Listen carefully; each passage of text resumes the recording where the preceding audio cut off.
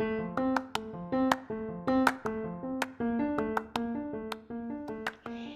you ever thought about starting your own podcast, you should check out Riverside. Riverside is an online recording studio that lets you record podcasts and video in studio quality from anywhere. And if you click on the affiliated link in the episode description and you buy a subscription, you will also be supporting the podcast. And if you are going to start your own podcast, or you just want to continue to listen to great podcasts, you're going to need headphones or speakers. If you click on the Amazon affiliated link, you can get great deals on headphones and speakers. And if you make a purchase, it will also help support the podcast. And if you ever want to read a book I have mentioned on this podcast, I now have an affiliated link for Bookshop. All the affiliated links that I mentioned will be in the episode description for this episode.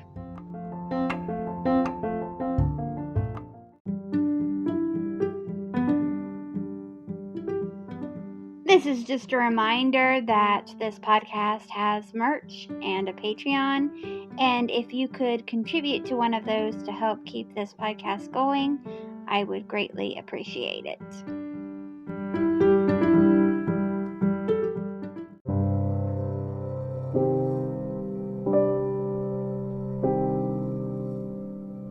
I have to give a quick content warning before I get started on this episode. In this episode, there are some executions and there is an abortion. I will leave timestamps in the episode description for this episode for those events, so if you need to skip over them, you can. Alright, now let's get into the episode.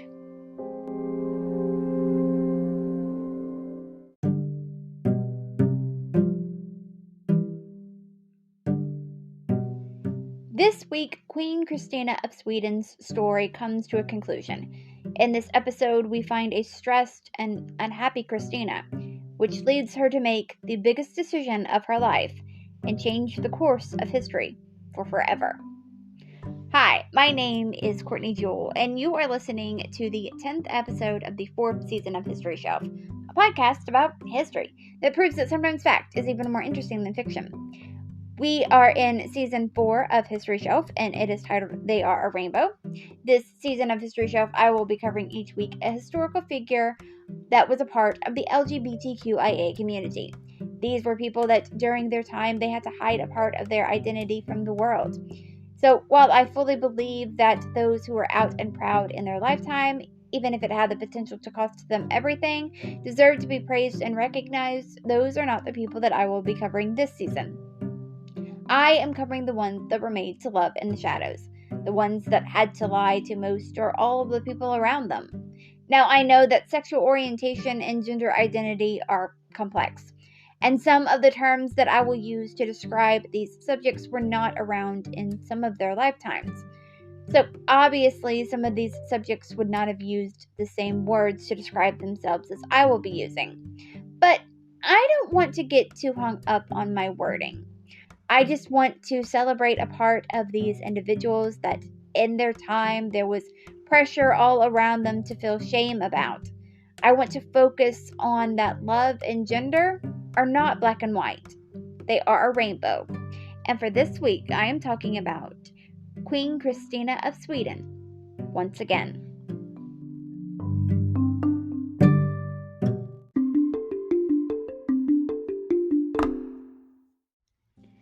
I recommend that you listen to the whole episode of Queen Kristina of Sweden Part 1 before you listen to this episode. But here is a recap of the really important bits of Part 1. Queen Kristina of Sweden was born Kristina Augusta to the parents King Gustavus II Adolphus of Sweden and Maria Eleonora of Brandenburg. Nurses thought that Kristina was a boy when she was born, and her sex and gender has been called into question ever since. Was she a cis woman? Was she intersex? Was she a transgender man? Who knows? Her father died when she was almost 6 years old. She became king because that is what Sweden calls their leaders, no matter what their gender is. Her mother was unstable and lost her parental rights to Kristina. Kristina never liked her much anyway. Kristina was a shitty king and a shitty person. She loved to learn. She hated the Lord High Chancellor Axel Oxenhannah. She had constant money problems. She may have had a few lovers in her time. Some were men and one was a woman. While these lovers may have been romantic, there is a good chance that they were not sexual. It's possible that Kristina was asexual. Kristina didn't follow gender norms. She saw things that were feminine as bad, including other women. And last week I said that I would pick up part 2 with telling you what happened when Kristina met the philosopher Rene Descartes. And that's where we are going to start today.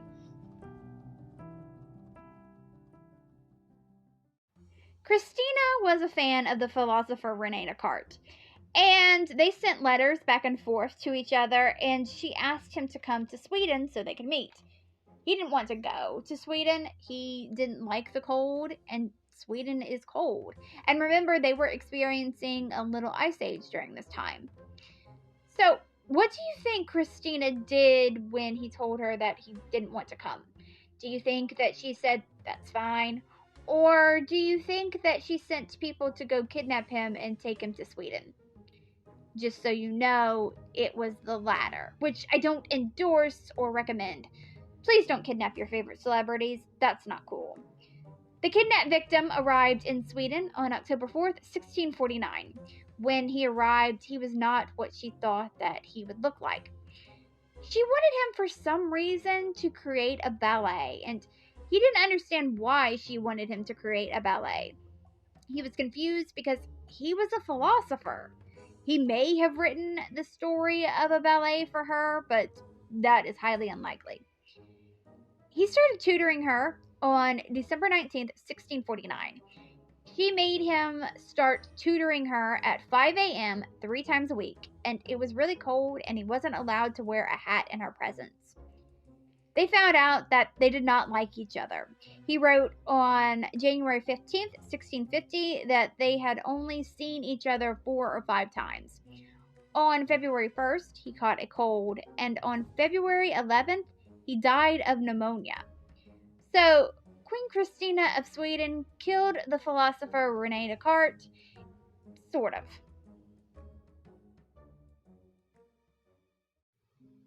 Not only was Kristina bad at being king, but she also hated it. On February 26, 1649, she had had enough, and she said that she was never going to marry, and she was giving the crown to her cousin and heir Karl. Karl was the cousin that was completely in love with her and that she had made her heir. I forgot to put that little bit in the recap. The clergy, burghers, and peasants approved, but the nobles did not want her to advocate. She agreed that she wouldn't advocate if she was never asked to marry again. In 1651, the stress of being a king and studying all the time had really gotten to her. Kristina had had a breakdown. For an hour, people thought that she was dead. She had high blood pressure, bad eyesight, and a crooked back. She was seen by many doctors, but no one could find a solution to her problems because medicine was pretty shitty back then. In February of 1652, a French doctor named Pierre Bourdelot showed up, and he didn't believe in some of the medical treatments of the day, like bloodletting. He told Kristina to try sleeping more, taking warm baths, and eating healthy. He told her to have fun. He showed her some erotic poetry. He told her that she had to remove all of the books in her apartment so she wouldn't be tempted to study all the time, and this helped her. It is possible that the doctor may have been one of Kristina's lovers, and I'm not saying that they weren't lovers. They could have been, but this is not the first person that was speculated to be Kristina's lover, and it will not be the last. I think some people around Kristina were just so taken aback that she didn't want to get married, because this was a time when a woman was her father's property until she was her husband's property. It was rare for a woman not to be married. Yeah, there was Queen Elizabeth I before Kristina, but Kristina and Elizabeth were able to take their stance on marriage because they had power, and it was rare for a woman to have power in the 16th and 17th century. So I think some thought, oh, Kristina must be fucking everyone, and that's why she doesn't want to get married. That's why she doesn't want to be a mom. And again, they could have been lovers. I don't know. Kristina was vocal about not really being interested in sex, but asexual does not mean aromantic. So maybe they were lovers that didn't have sex. Like I said, I don't know, and this is just a theory that I have. Now I need to tell you about Arnold Johann Messenius. Arnold was anti-monarchy. When Arnold was 17 years old, he was charged with being a spy for Poland. He was initially sentenced to death, but Kristina's father reduced it to life in prison. Kristina thought that it would be a good idea to release him from prison after 19 years. She did this to piss off Axel Oxenhannah. She made Arnold a noble, and she gave him lots of money. When he was out, Arnold wrote some satires about Axel. He and his son, Arnold Jr., accused Kristina of misbehavior. They called her a Jezebel, and they said that Kristina only cared about pleasure and sport.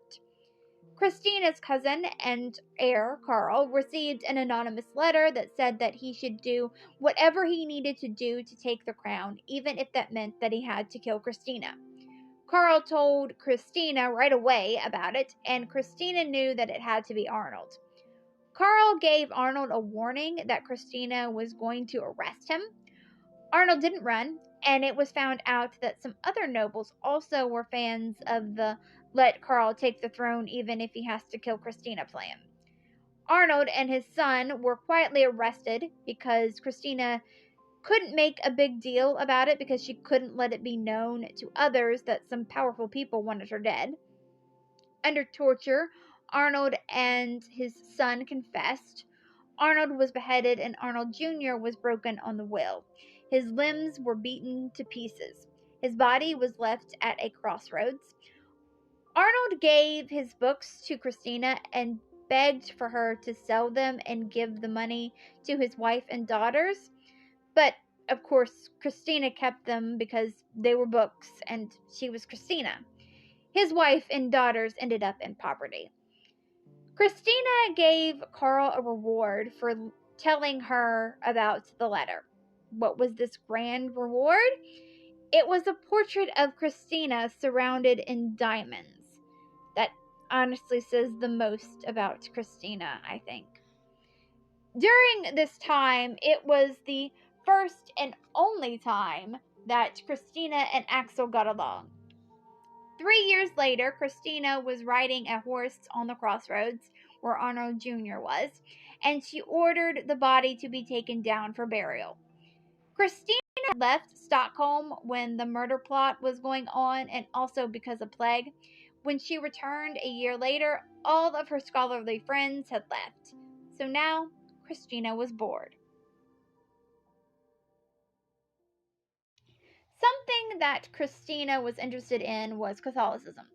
Now, Sweden was a Lutheran country.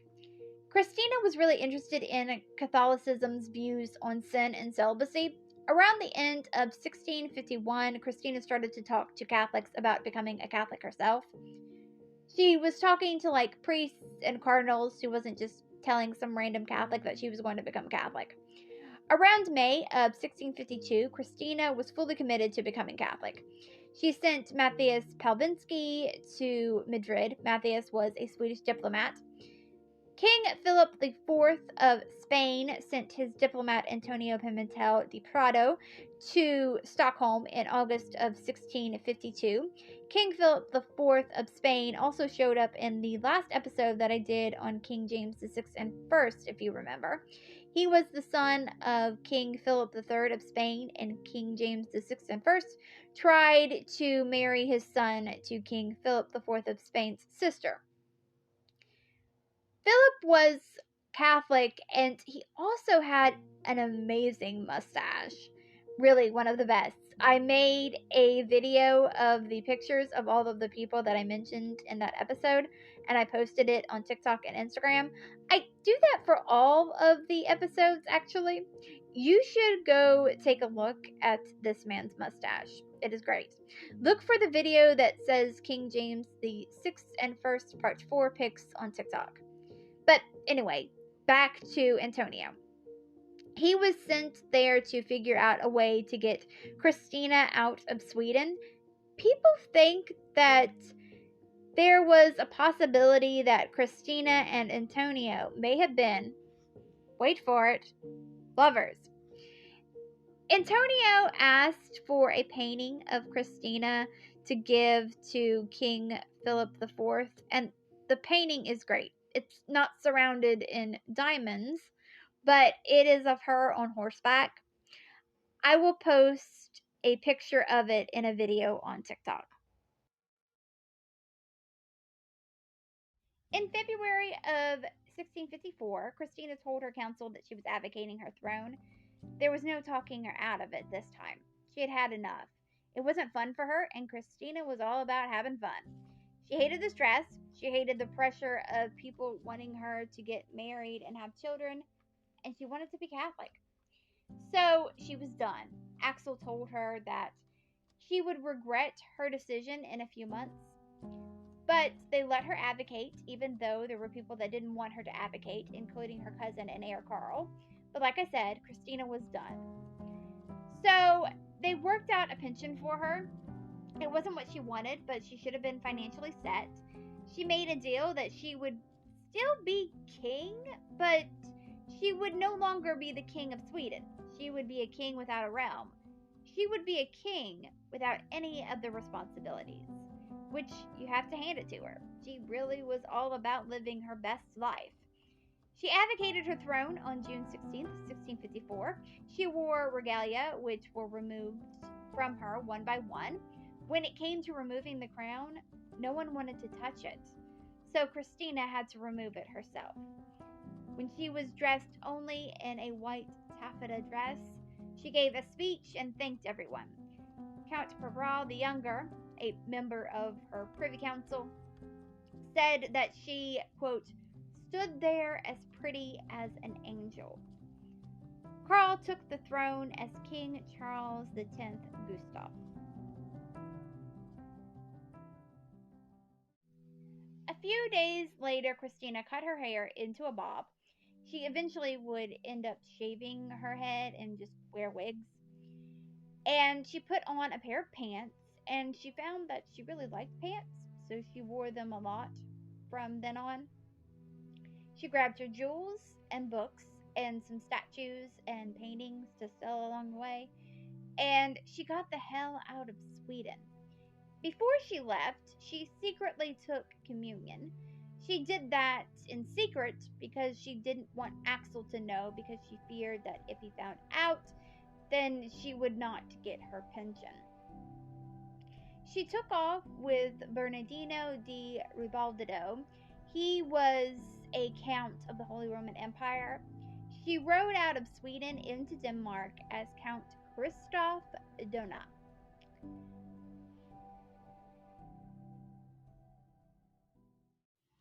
In Denmark, Kristina hung out with Frederick III, Duke of Holstein-Gottorp.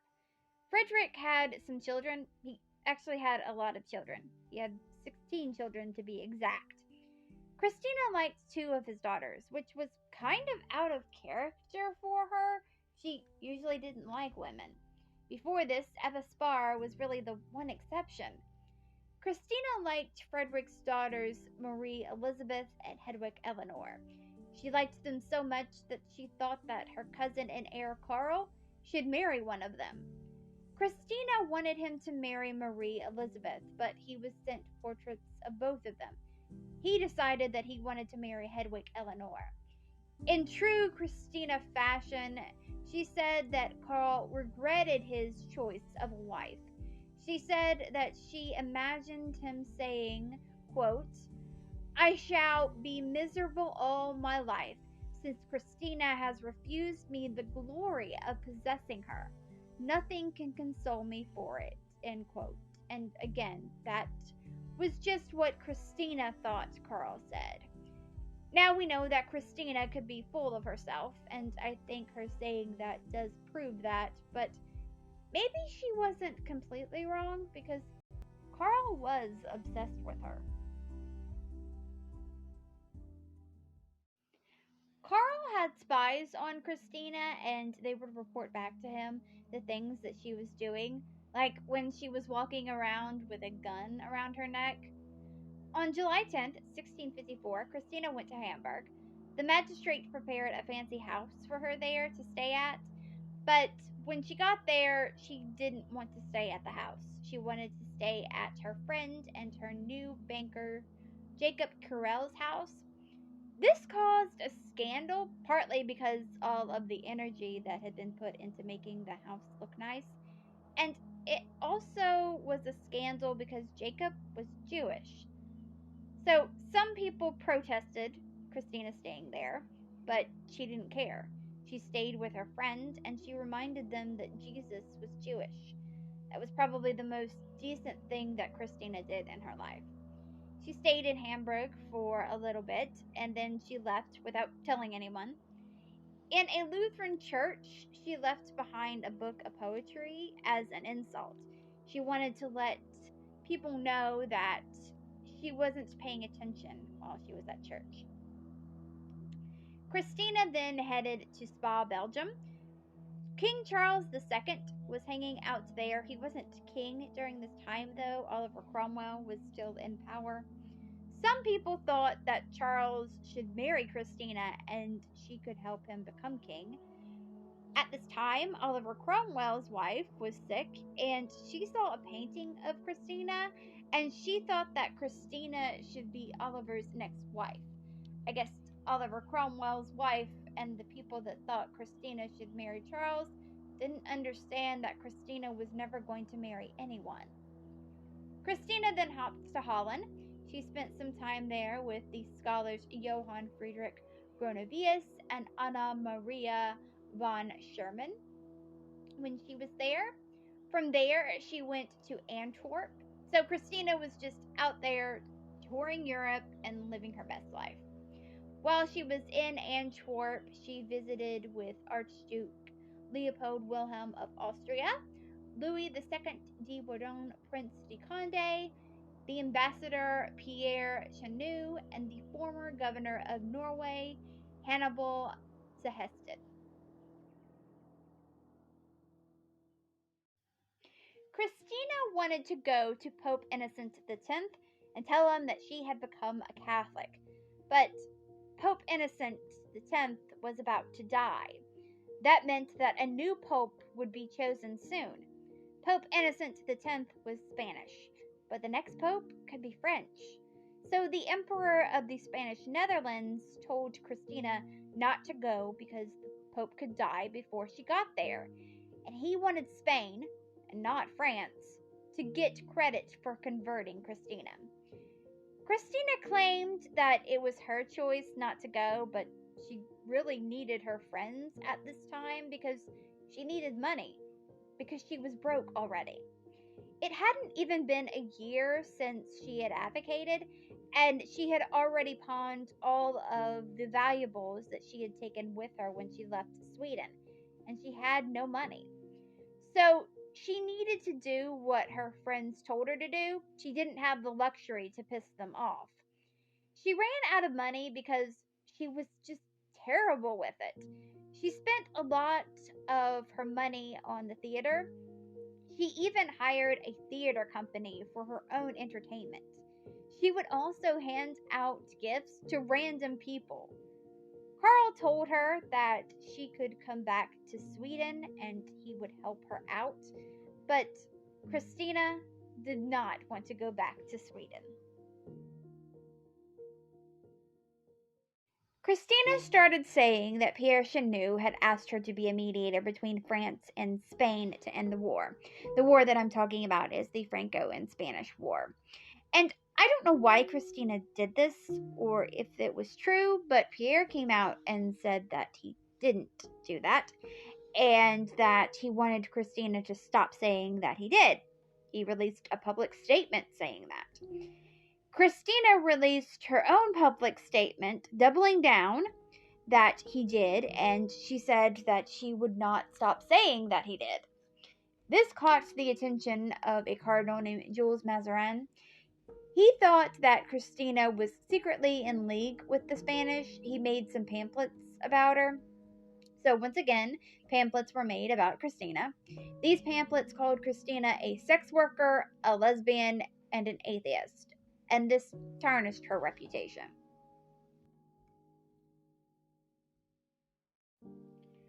Archduke Leopold Wilhelm invited Kristina to come to Brussels since she was broke. So she went to Brussels. When she got there, she was greeted with fireworks. There, on December 24th, 1654, so Christmas Eve, Kristina converted to Catholicism in a small chapel. There were more fireworks.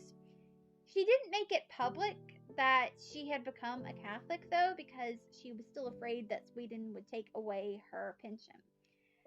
After she had converted to the religion that she had been wanting to convert to for a long time and was part of the reason why she said adios to the crown, she went to Mass and she was caught laughing and making fun of transubstantiation, which for those of you that don't know what that is, it is the belief that the cracker and wine during communion literally turn into the body and blood of Christ, which is a big part of the Catholic faith. Which doing that did not gain Kristina any friends in Austria. They were pissed that she mocked the Catholic faith. Kristina set out to find a solution to her money problems. Pope Innocent X did die shortly after Kristina converted. He died on January 7th, 1655, and Pope Alexander VII was his successor. Kristina asked Pope Alexander VII for money, but he wouldn't give her any. By then, the Pope and other clergy had caught on that Kristina was not serious about Catholicism. It wasn't just her laughing at Mass and not believing in transubstantiation that let them know this. In Kristina's own writings, she said that she had no interest in Jesus and she did not believe in the Incarnation or the Trinity. She fell out of love with Catholicism right before she converted. She found out that Catholicism wasn't as freeing as she thought that it would be.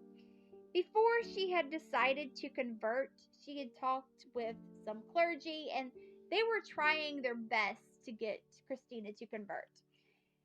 Their hope was that they would convert her and she would stay king and promote their religion within the Protestant camp.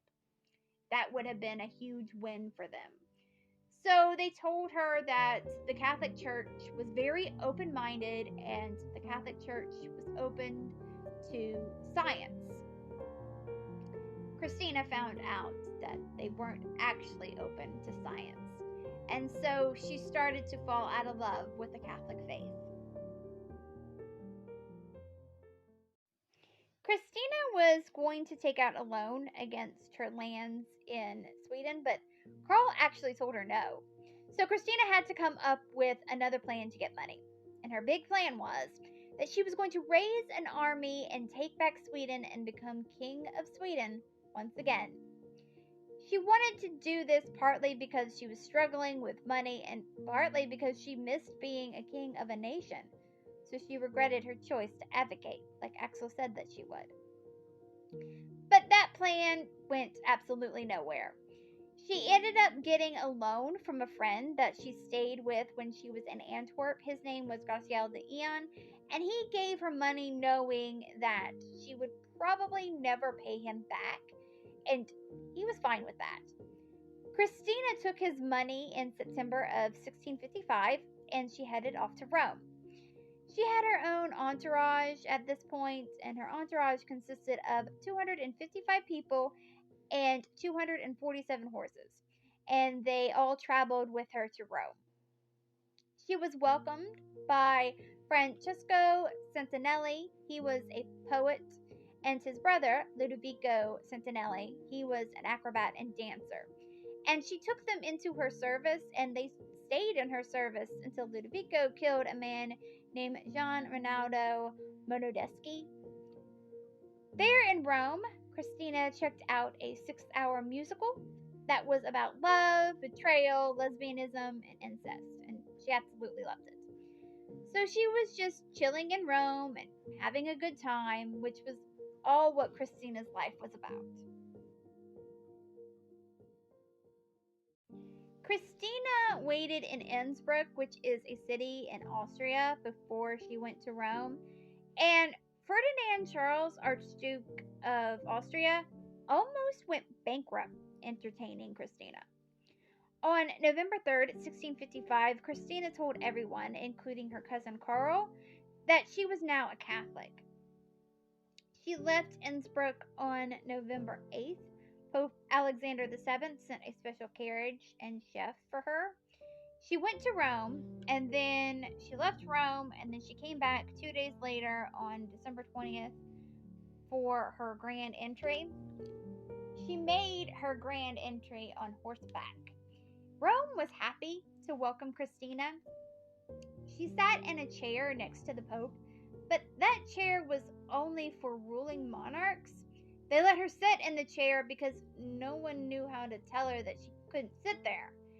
So Gian Lorenzo Bernardini designed a new chair just for Kristina. When she met the Pope, she got to pick a new name. She picked Kristina Alexandria after Alexander the Great. The Pope told her that people picked a name that had to do with Catholicism. So the Pope asked her if she could add Maria to her name, and she agreed, but she never used that name. In Rome, Kristina lived rent-free. The place where she was staying had paintings of nude people, but the naughty bits were covered up. Kristina removed the coverings over the naughty bits, and she bought more naughty paintings. This shocked the Vatican. She told them that she would not live her life by the rules that were made for priests. Kristina missed her friend and maybe lover, Eva Sparra. She wrote to her and told her that she had not met anyone to replace her yet. There was a carnival that was going on in Rome during the time that Kristina was there. There was this race that was horrible where they made a Jewish person run while they threw rocks at him.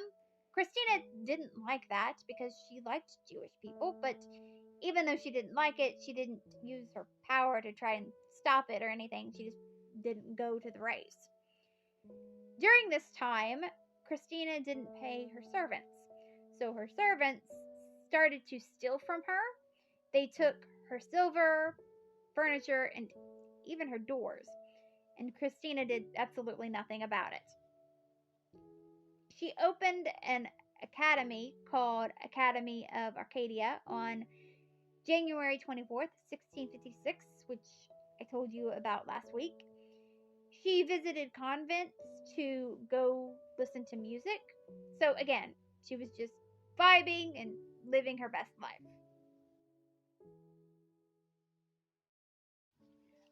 When Kristina was 29 years old, which it's so bizarre to me that we are this far into her story and she's only 29.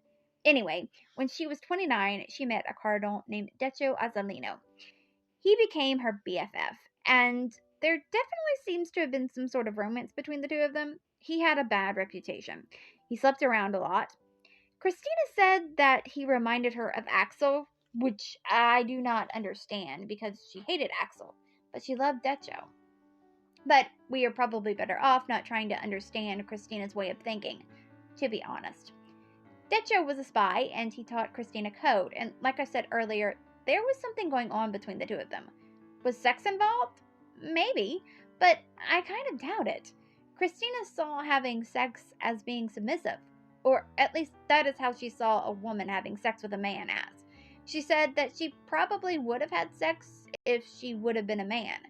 So I really don't think that she had sex with him, or any other man for that matter. But they did love each other. Deccio spent so much time with Kristina that the Pope got involved. He told Deccio that he needed to stop spending so much time at Kristina's.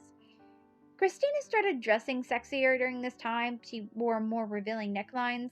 The Pope told her to put her boobies back in, and she told him that she would add some pearls. So that is what she did. She added a pearl necklace and she kept her boobies out, which I absolutely love that response. In a letter on January 26, 1676, Kristina wrote to Duccio. She said that she would never offend God or give Duccio reason to take offense, but this, quote, does not prevent me from loving you until death. And since piety relieves you from being my lover, then I relieve you from being my servant, for I shall live and die as your slave, end quote. Duccio was the leader of the Flying Squad. The Flying Squad was a free-thinking movement within the Catholic Church. Kristina became a patron of the Flying Squad. Kristina's Spanish friends did not like the Flying Squad, and when they found out that she did, they all abandoned her. Even Antonio abandoned her. He was the one that helped her come up with a plan to leave Sweden after she abdicated. So Kristina was mad that all of her Spanish friends left her. Kristina wanted revenge. Naples was under Spanish rule, and France wanted to change that. They wanted Naples. They had tried to take Naples before. They actually tried twice before, and they failed.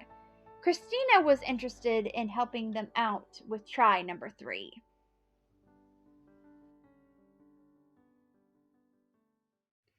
Kristina made a plan to go see Cardinal Jules Mazarin. Remember him? He was the one that made the pamphlets that said that Kristina was a sex worker, a lesbian, and an atheist. Kristina lied and told everyone that she was going to Sweden to sort out some money stuff, which was believable because everyone knew that she had money issues. During this time, there was a plague going on, and Switzerland and Germany closed their borders. So that meant that to get from Rome to Sweden, Kristina would have to go through France. So this made her story that she was going to Sweden that much more believable. Pope Alexander VII gave her money for this trip. Everyone in Rome was happy to see Kristina leave. She left Rome with an entourage of 60. She set sail on July 20th, 1656, and of course her room on the ship was very lavish because that was how Kristina did things. She arrived in Marseille, France on July 29th.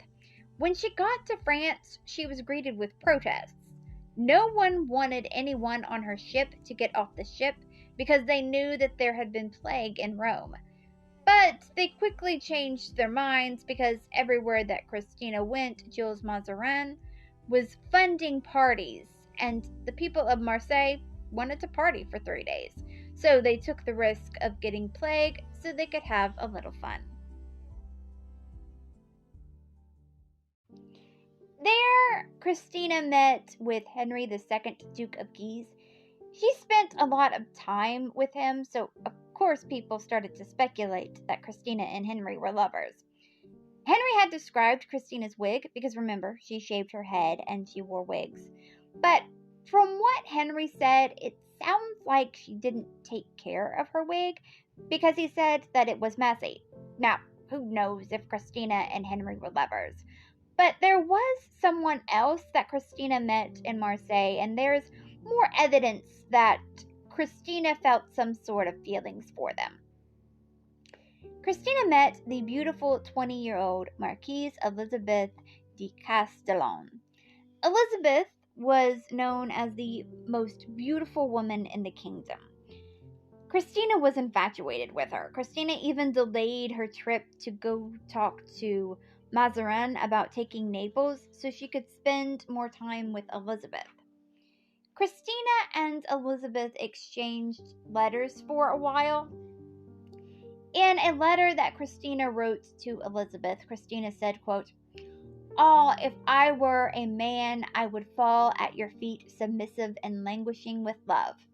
I would spend days, I would spend nights in contemplation of your divine attractions. Your beautiful eyes are the innocent authors of all my woes. I will spend the rest of my life in bittersweet enchantment, while I wait some happy reversal that will change my sex. In this sweet hope, I count the days of my life." End quote. Now, some scholars have pointed out that writing these types of letters were common for women to do back in this time, and it didn't mean that they were lovers. I'm not saying that there wasn't women saying these sorts of things to other women and they only had a platonic relationship with them, but maybe, just maybe, some of these letters written back then were letters between women that were in a romantic relationship. Like I said on another episode I did this season, I don't remember which one it was, the LGBTQ community didn't just magically appear in the late 20th century. Lesbians existed in the 17th century. So maybe Kristina was expressing romantic feelings here. I can also see from this letter and a few other things that Kristina said why some think that Kristina may have been a transgender. Kristina made it to Paris on September 8th, 1656. She was greeted with cannons and fireworks. She arrived on horseback. She was supposed to get off of the horse and go on stage and accept a key to the city, but she liked the horse so much that she refused to get off of the horse. The ladies in Paris were very shocked by her masculine ways. Kristina went to plays, and the people were so fascinated with her reactions to the plays that they would watch her and not the plays. Her reactions were very loud and very animated. People were shocked by the way that she sat. She would sit in a chair with her legs over the arm of a chair, or she would prop her legs up with a second chair. Kristina just gave zero fucks. She would want to chat when she was in church, and this would get people annoyed with her. She met with Mazarin, and they talked about Kristina becoming Queen of Naples. On September 22nd, King Louis XIV agreed that Kristina would be the Queen of Naples. Kristina became super excited about being a ruling monarch again. She was also happy that this was going to fix her money problems. She started buying clothes that was fitting for a queen. She told Mazarin that she would make him the next pope. She made up a special way that people were supposed to treat her. Like, they had to walk backwards, and there was a certain number of bows that they had to do. No one could remember how it went, even Kristina. And when she forgot, she would pretend to be sick and go to her room. I have to admit, there's some things that Kristina did that I absolutely love. Kristina stayed in France for a little bit. She hung out with a courtesan and author, Ninon de L'Enclos. Then in early October, she left France and she went to Torino. That is in Italy now. In the winter, she went to Pesaro because there was some plague going on. She was getting really anxious by this point. She was ready to take Naples, but it actually looked like France and Spain were making peace. Mazarin was not responding to her. He just ghosted her. So she went back to Paris to ask Mazarin what the hell was going on. But he said that he couldn't see her because of his gout. Though he got all better the day after Kristina left, which that reminds me of when Kristina said that she couldn't go to Axel Oxenhannah's wife's funeral because she was sick, but she was all better the next day. So Kristina got a little taste of her own medicine. So Kristina becoming Queen of Naples was not going to happen. This enraged Kristina. So during this time, she was very angry. Kristina had a friend named Gian Rinaldo Monadeschi. He was her master of the horse. I mentioned him briefly a little bit ago. He didn't like Francesco Santinelli. Remember, he was the poet that greeted Kristina in Rome. Kristina started to think that John was shady, so she started reading his letters. She found that he had forged some letters to look like Francesco had wrote them. On October 18th, 1657, Kristina summoned him. She wanted to get to the bottom of those letters. He said that betrayal should be punished by death. Kristina thought that he was pronouncing his own death sentence. There was a priest there to hear his confession. Both the priest and Jean begged for Jean's life. Jean begged for like 2 hours. Kristina was really cold about it. She just calmly ordered the execution of her friend and left. Jean was stabbed in the stomach and neck. He was wearing chainmail, and that protected him. He was chased around in an adjacent room, and he was fatally stabbed in the throat. He died confessing that Francesco was innocent and that he had tried to ruin him.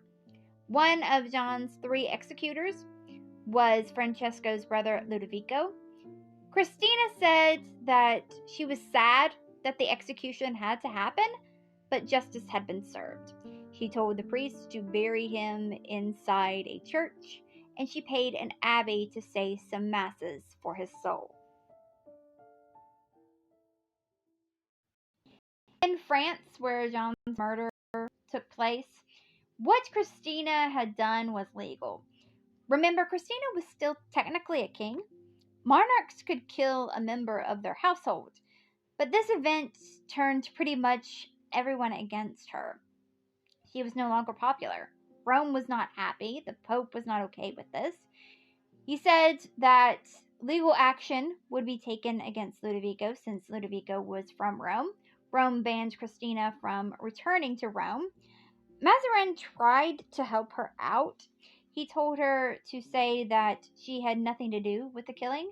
She should just say that it was a fight between courtiers. Instead of doing that, she wrote a multi-page letter saying how she was the one responsible for his death. That letter made its way around Europe. France and Mazarin then turned their backs on Kristina.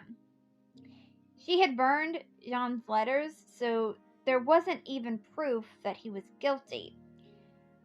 She was also banned from Paris. She would have went to England, but Oliver Cromwell was not encouraging her to come. Paris eventually did allow her back in months later, but everyone shunned her. Well, all of the nobles shunned her. French peasants were still interested in her.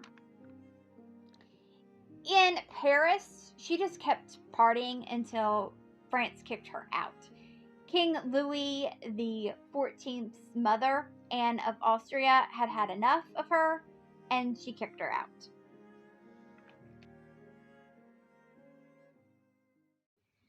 Rome eventually took Kristina back, and I said that pretty much everyone turned against Kristina, but not everyone. Deccio Azzolino didn't. He even helped her find servants, which she had an odd rule when it came to her servants. They couldn't be married, and they couldn't be pregnant. Kristina was hanging out with this guy that was a known rapist, and one of Kristina's servants got pregnant by him. Kristina paid to have that servant have an abortion. The abortion went wrong, and the servant ended up dying. Kristina continued to hang out with the rapist, though.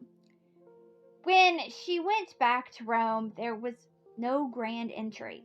Pope Alexander VII said that he didn't want to see her. He said that she was, quote, a woman born of a barbarian, barbarously brought up and living with barbarous thoughts, with a ferocious and almost intolerable pride, end quote. This was when Kristina started working on her autobiography. She stayed at a place owned by Mazarin, but then she got her own place and filled it with art, including portraits of her friends like Deccio and Bernini. He was the one that made the chair for her. Eva Spara, Descartes, which I think that's an odd choice since they didn't get along. Chenu and Dr. Bordelot. He was the one that had given Kristina good medical advice. Kristina's heir and cousin Karl died on February 13th, 1660. Kristina was informed about his death in April of 1660. Kristina went back to Sweden. This was the first time since she had said goodbye to the throne. She had said that she had left the throne to Karl and his descendant. Karl had a son, Charles VI. He was only 5 years old at the time of his father's death. So Kristina was like, hey, if this kid dies, can I be king again? She was told that she couldn't be because she was Catholic. When she was there, she couldn't have Mass. She tried to visit Ebba Spara while she was in Sweden, but Ebba's family wouldn't allow it. Pope Alexander VII died on May 22, 1667. The new pope was Pope Clement IX, and he was a friend of Kristina's. Kristina went to Hamburg for a little bit, and she began partying and celebrating that her friend was now the pope. There was another wine fountain. Remember, there was a wine fountain at her coronation, even though she didn't drink. Lutherans were not happy about her parties, and the party ended in a shooting and an attempt to kidnap her. Kristina had to leave in disguise. She went back to Rome in the summer of 1662. She stayed there until 1666, and she left because there were some complaints against her. So she returned to Sweden, but she was told that she could only settle in the Swedish part of Pomerania. On September 16th, 1668, the Polish king John II Casimir abdicated, and Kristina was like, hey, Poland, I heard that you're in need of a monarch. Would you like for me to be your queen? The new pope supported this, but Poland turned her down. But she was actually happy about that because that meant that she could return to Dachau. She returned back to Rome on November 22nd, 1668. Kristina organized meetings of the Academia in the Great Hall, which had a platform for singers and actors. In 1671, Kristina published Rome's first public theater in a former jail. When Pope Clement IX was on his deathbed, Kristina was one of the few people that he wanted to see. She made the new pope, Pope Clement X, prohibit those horrible races where people would throw rocks at Jewish people.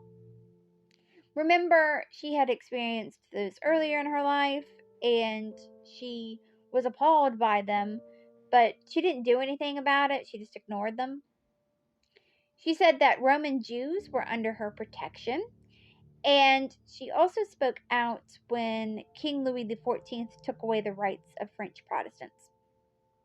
So it appears that she got more political in her older age. Pope Clement X died on July 22nd, 1676. Pope Innocent XI was the new pope. He was not for the arts. He turned Kristina's theater into a storage room for grain. He forbade women from singing or acting. Kristina let women perform in her palace. She worked on her autobiography, and she wrote essays on Alexander the Great, Cyrus the Great, and Julius Caesar. She became a patron for many people involved in the arts. In February of 1689, she became seriously ill. She suffered from diabetes. She got better, but in that April, she developed erysipelas. Then she got pneumonia and a high fever. On her deathbed, she asked the Pope to forgive her insults. Kristina died on April 19th, 1689. She was 62 years old. Kristina wanted a simple burial in the Pantheon, Rome, but the Pope made a big event of it. She was on display for 4 days. She was embalmed, covered with white brocade, silver mask, a glint crown, and a scepter. Her body was put in 3 coffins, one of cypress, one of lead, and one of oak. Her funeral procession was on May 2nd, 1689, and she was buried in the Vatican grottos. She is only one of 3 women to have this honor. In 1702, Pope Clement XI commissioned a monument for Kristina. Kristina made Dachau her sole heir. He died in June of the same year as Kristina. His nephew, Pompeo Azzolino, was his sole heir, and he rapidly sold off Kristina's art. Kristina's legacy lives on in the United States, in the states Pennsylvania, Massachusetts, and Delaware. There is a river named Kristina River after her. There is a district in Tallinn, Estonia named Kristina. And there is a Kristinestad, Finland. There has been many operas written about her. There is a play by August Strindberg called Kristina. There have been novels written about her, like Laura Ruehlmann's Queen C. In the video game expansion pack Civilization 6 Gathering Storm, Kristina is a leader of the Swedish civilization. The films Love and Poison, The Abdication, The Girl King, and Queen Kristina are about Kristina. The last movie stars Greta Garbo as Kristina. And there is a musical about Kristina. It is titled Icons, The Lesbian and Gay History of the World, Volume 2. And that was the life of Queen Kristina of Sweden. Thank you so much for listening to the 10th episode of the 4th season of History Shelf. I will be covering 15 people this season, but who knows how many episodes that's going to be. Next week is going to be about someone new. Next week's episode will be about Alexander Hamilton. I hope you come back for that. A few things before we go. If you want to follow this podcast on social media, the TikTok is at History Shelf. The Twitter is at History Shelf Pod. The Instagram is at History_Shelf_pod. And the Facebook page is History Shelf Podcast.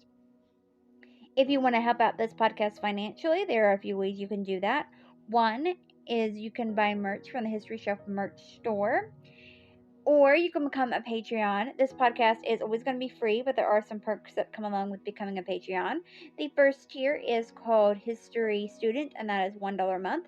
And with that, I will send out a shout out to you on all social media platforms that History Shelf is on. I will also choose one Patreon at random, and for each episode I do, at the end of the episode, I will give that Patreon a shout out.